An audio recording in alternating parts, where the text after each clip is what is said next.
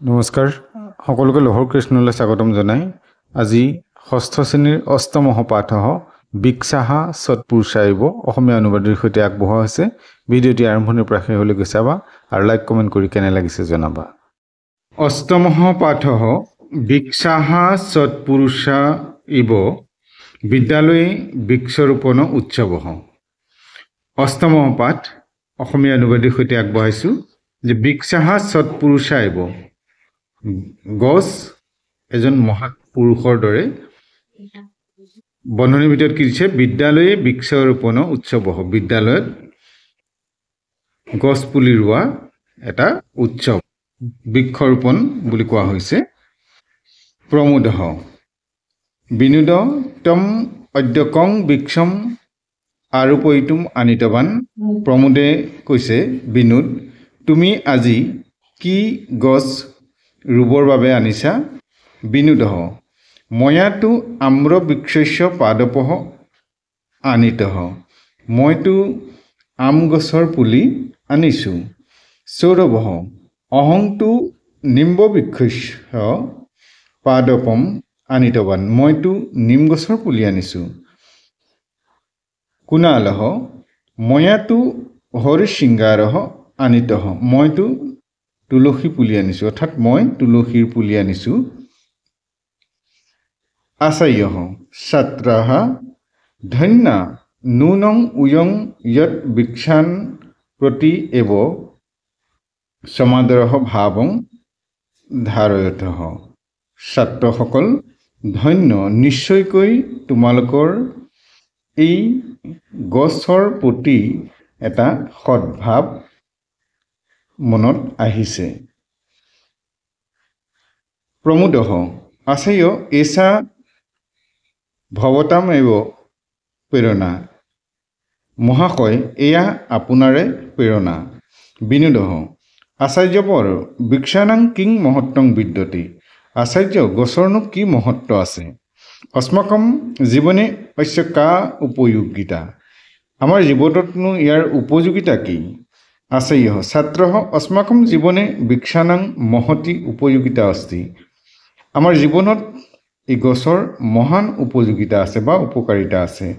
অদ্য বয়ং বৃক্ষানাং বিষয়ে এব পঠামহ। আজি আমি গছৰ বিষয়ে পঢ়িম। পৃথিৱ্যাং বহুনি ৰত্নানি সন্তি। পৃথিৱীত বহুতো ৰত্ন আছে।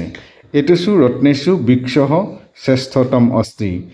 এই ৰত্নসমূহৰ ভিতৰত গছেই হ'ল শ্ৰেষ্ঠ ৰত্ন। এষঃ সৰ্বেভ্যঃ জীৱেভ্যঃ জীৱনং দদাতি। ই সকলোৰে জীৱন দিয়ে।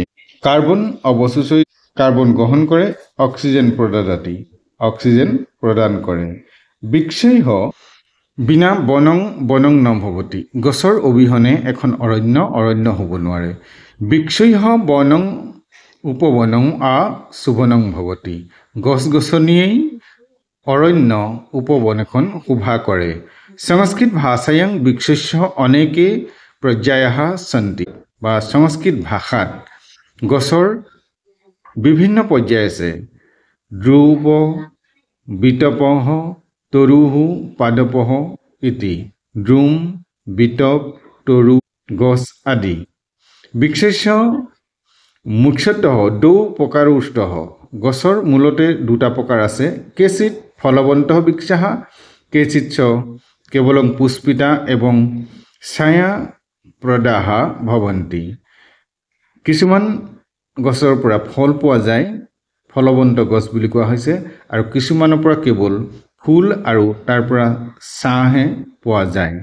যথা আম্ৰ বৃক্ষাঃ জাম্বু বৃক্ষাঃ লিচি বৃক্ষাঃ অম্লিকা বৃক্ষাঃ নাৰিকেল বৃক্ষাঃ সেব বৃক্ষাঃ অক্ষৰ বৃক্ষাঃ চ এতে ফল প্ৰদাসন্তি। যেনেদৰে আম গছ, জামু গছ, লিচি গছ, আমলখি গছ, নাৰিকল গছ, আপেলৰ গছ, আঙুৰৰ গছ এইবোৰ ফল প্ৰদান কৰে। এতে বৃক্ষাঃ ছায়াম অপি যচ্ছন্তি। এই গছসমূহে ছাঁ প্ৰদান কৰে। এতেষু কেচিৎ বৃক্ষাঃ বিশালাকায়াঃ কেচিৎ লম্বাকাৰাঃ ভৱন্তি।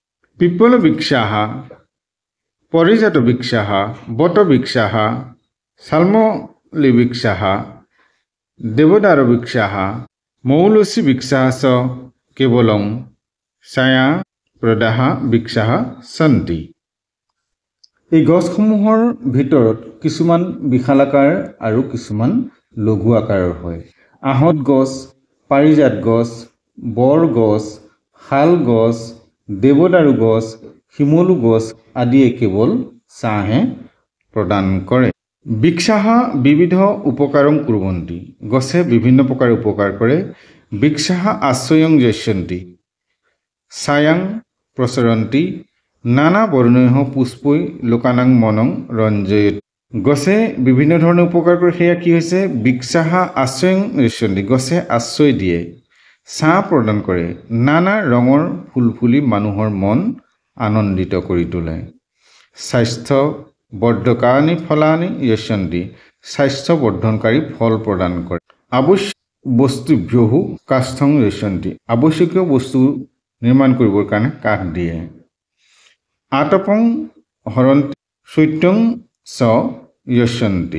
তাপ দূৰ কৰে আৰু শীতল ঠাণ্ডা প্ৰদান কৰে। দূষিত বাতাবৰণং স্বচ্ছং কুৰ্বন্তি। আৰু দূষিত বাতাবৰণটো নিকা কৰে। বিবিধা লতাः বৃক্ষাः আশ্ৰয়ং বিন্দন্তি। বিভিন্ন লতা আৰু গছৰ আশ্ৰয় প্ৰদানকাৰী। খগাः বৃক্ষেষু নিৰং ৰচয়ন্তি ময়ূৰং কূজন্তি ফলস্বাদং গৃহ্ণাতি। চৰাইবিলাকে গছত বাঁহ সাজে, মধুৰ গীত গায়, ফল আস্বাদন কৰে। মধুমক্ষিকাः পুষ্পৰসং পিবন্তি পশ্চাৎ মধুং যস্যন্তি।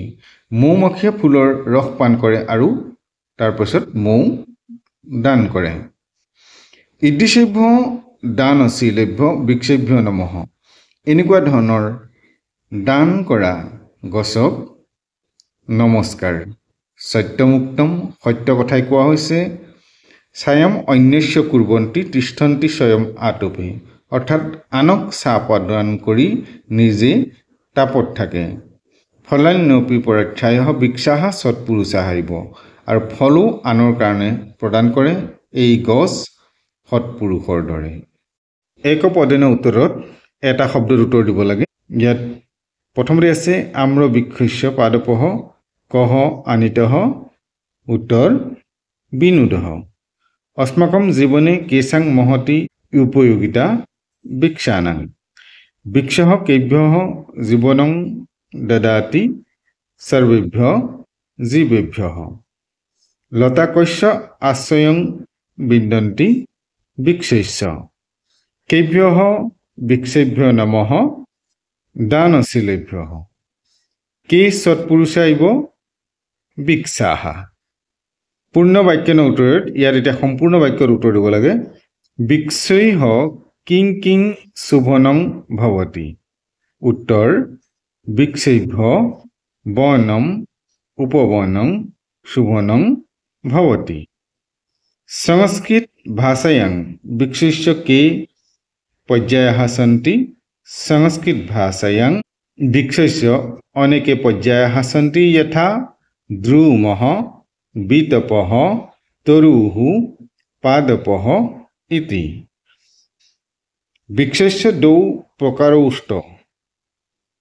বৃক্ষস্য দ্বৌ প্ৰকাৰৌ यथा केचित् फलवन्त वृक्षाः केचित् च केवलं पुष्पिताः एवं छायाप्रदा भवन्ति यथा आम्रवृक्षाः जम्बुवृक्षाः इत्यादयः। पंच फलवन्तं वृक्षाणां नामानि। पंच फलवन्तं वृक्षाः यथा आम्रवृक्षाः जम्बुवृक्षाः लिचिवृक्षाः आम्लिकावृक्षाः नारिकेलवृक्षाः। वृक्षाः किं किं यशन्ति। वृक्षाः फलानि यशन्ति छायां प्रसरन्ति नाना वर्णै कुसुमै लोकानां मनं रञ्जयति काष्ठं यशन्ति অক্সিজেন প্ৰদাদত। ৰিক্ত স্থানানি পূৰয়তেহ। খালী ঠাই পূৰ কৰিব লাগে। এইখিনি কিতাপত আছে, তোমালোকে শাৰীটো চাবা।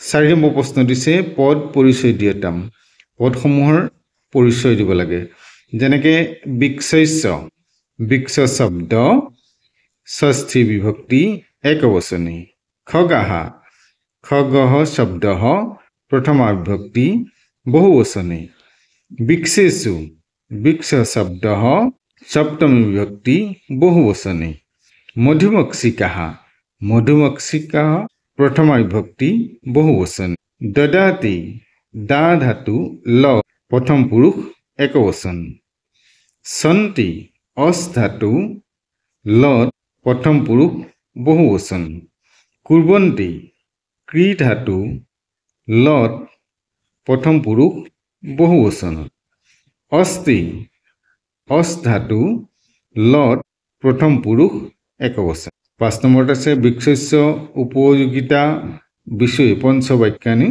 লিখটো গছৰ উপযোগিতাৰ 5টা বাক্য লিখিব লাগে গতিকে আমি পাঠটোৰ মাজত পাইছোই যে গছৰ পৰা আমাৰ কি কি উপকাৰ হয় বা গছে আমাক কি কি উপকাৰ কৰে তাৰ 5টা বাক্য চমুকৈ লিখিলেই হ'ব নমো নমঃ আজিলৈ পাঠ ইমানতে সামৰিছো পৰৱৰ্তী নতুন পাঠ লৈ তোমালোকৰ মাজলৈ আহিম চেনেলটো চাই থাকিবা আৰু চেনেলটো যদি নতুন তেতিয়াহলে এবাৰ সাবস্ক্ৰাইব কৰি বেল আইকনটো প্ৰেছ কৰিবা